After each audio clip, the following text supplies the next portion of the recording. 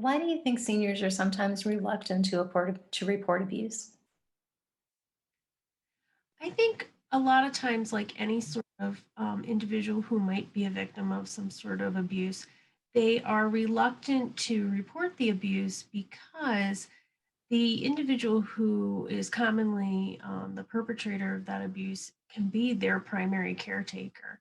And so, certainly, if they have a primary caretaker who is their main support in the community, they're reluctant to report the abuse. Many times the abuse may be perpetrated by a family member, so they also don't. Even though the family member may be abusing them, they're reluctant because they don't want the family member to get in trouble. Most often, we get our reports from other individuals outside of who are observing the abuse from a third party, not usually the senior themselves. Now, who can report elder abuse? Anyone can report elder abuse.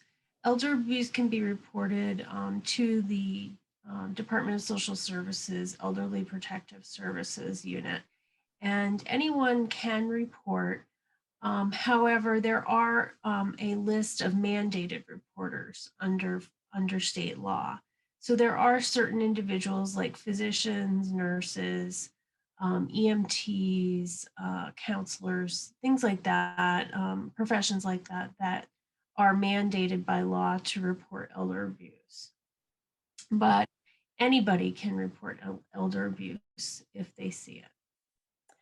Now, what should someone do if they suspect elderly abuse but aren't certain? Can they report it anonymously?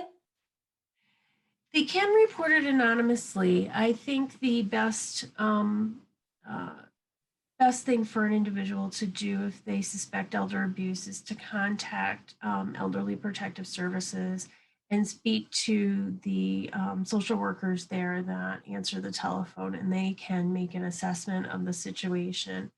If they feel that it rises to the level of abuse, they will send out a social worker to do an unannounced visit to that individual to determine the situation and see if that person needs any assistance. An individual can make an anonymous report, and while that is something that the department is certainly willing to take, it's always helpful if at least the individual is willing to be contacted by the social worker so they can have a discussion and get more details. But the department will not disclose that individual's identity if they don't wish it to be disclosed.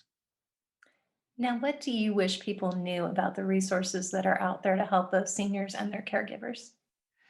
One thing that I think is really important for people to know about the availability of resources is that there are a lot of resources available out there, and that individuals who are either older themselves or who are caring for older individuals should really reach out to their regional area agencies on aging to get some information about what resources are available to them.